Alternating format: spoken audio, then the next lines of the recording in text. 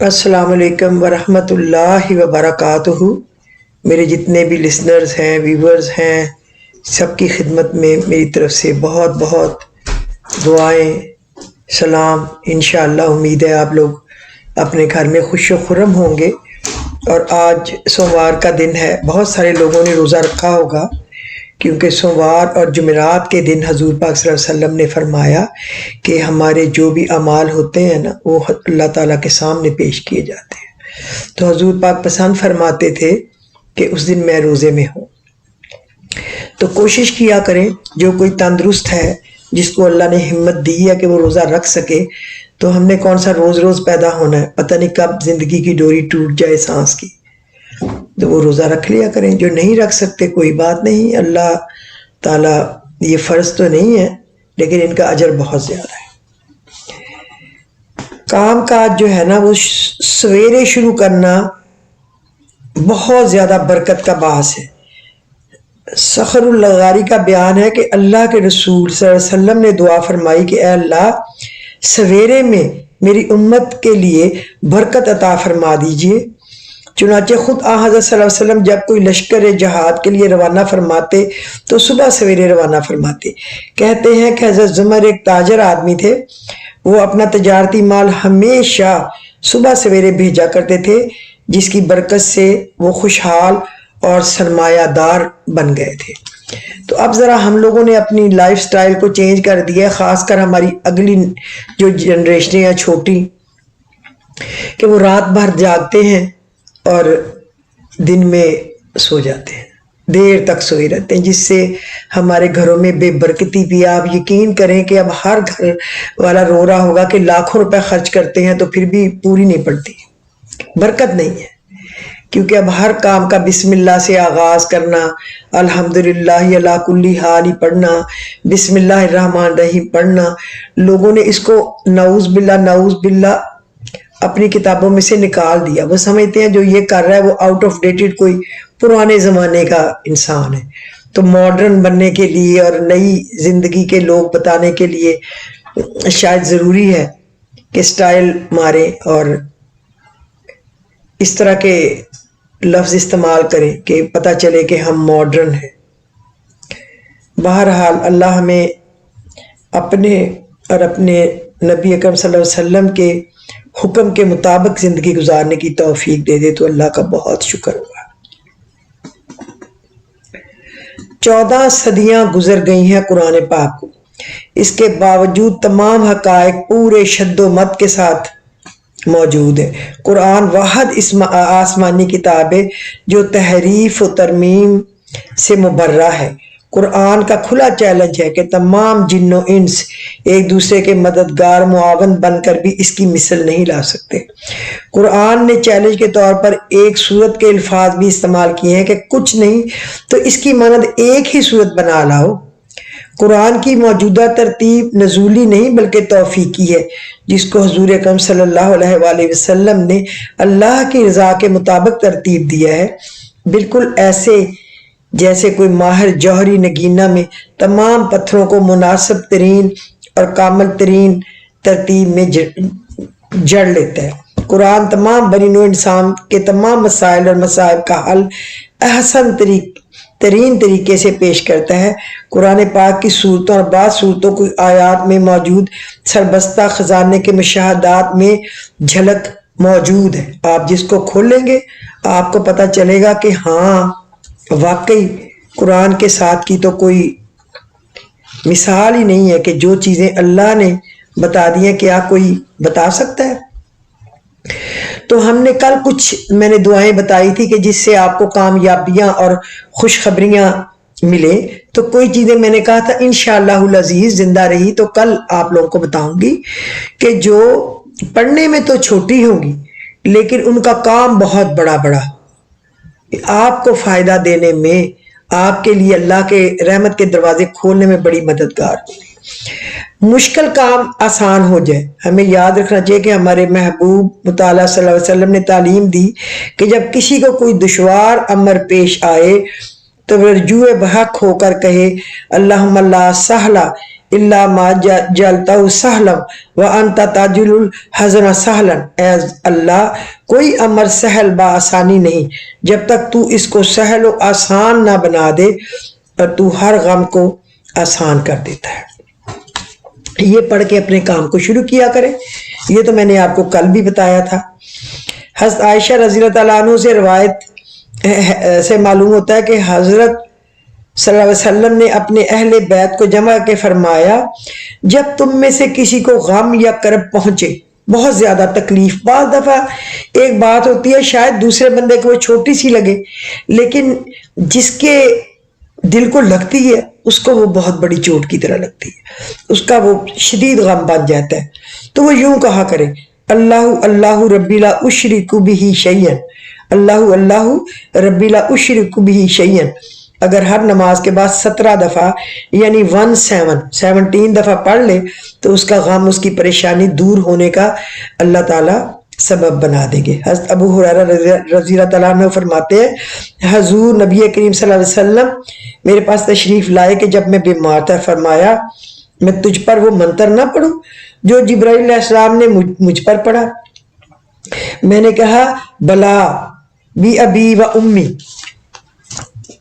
آپ صلی اللہ علیہ وسلم نے یہ فرمایا کہ بسم اللہ ارقی کا واللہ یشفی کا ومن دائن فی کا ومن شر نفاسات فی العقد ومن شر حاسد اذا حسد۔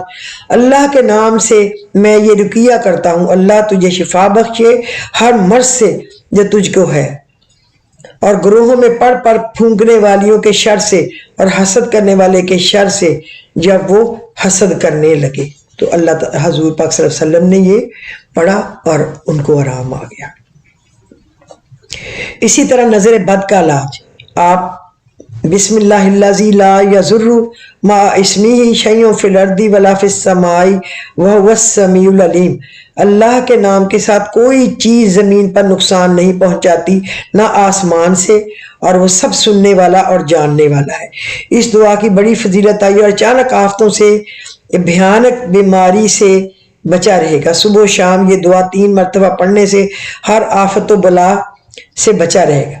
بچے کو اگر نظر ہو جائے تو اس دعا کو پڑھ کر دم کریں، آرام آ جائے گا، اور کھانے پینے کی چیزوں پر دم کرنے سے ہر بیماری سے محفوظ رہے گا۔ یہ صبح 3 دفعہ سورج نکلنے سے پہلے پڑھنی چاہیے، اور 3 دفعہ مغرب کے ٹائم پہ جب اذان ہوتی ہے نماز پڑھتا آپ یہ 3 دفعہ پڑھیں، بسم اللہ الذی لا یضر مع اسمہ شیء فی الارض ولا فی السماء وہو السمیع العلیم۔ آپ کو کوئی زہر بھی پلا دے تو وہ آپ پہ اثر نہیں کرے گا، جادو کرے کچھ کرے آپ پہ کچھ اثر نہیں ہوگا، آپ اللہ کی پناہ میں آ جائیں گے۔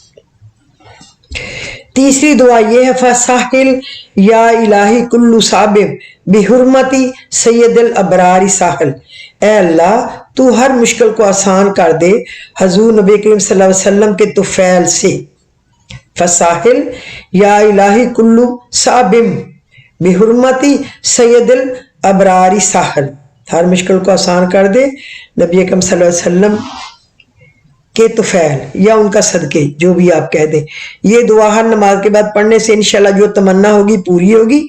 3 بار پڑھنا ضروری ہے کہ آپ اس کو پڑھیں، یہ آپ نے یاد رکھنا ہے کہ پڑھیں، اور ہر نماز کے بعد یہ بھی پلیز پڑھ لیا کریں، رضیت باللہ ربا وبالاسلام دینا وبمحمد رسول النبی۔ ہم خوش ہوئے اللہ کے رب ہونے پر اور اسلام کے دین پر اور حضرت نبی اکرم صلی اللہ علیہ وسلم کے نبی ہونے پر۔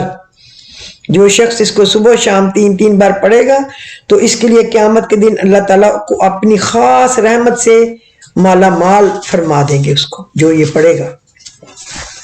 لہذا دیکھیں چھوٹی چھوٹی چیزیں ہیں لیکن ان کی شفا بہت بڑی بڑی ہے۔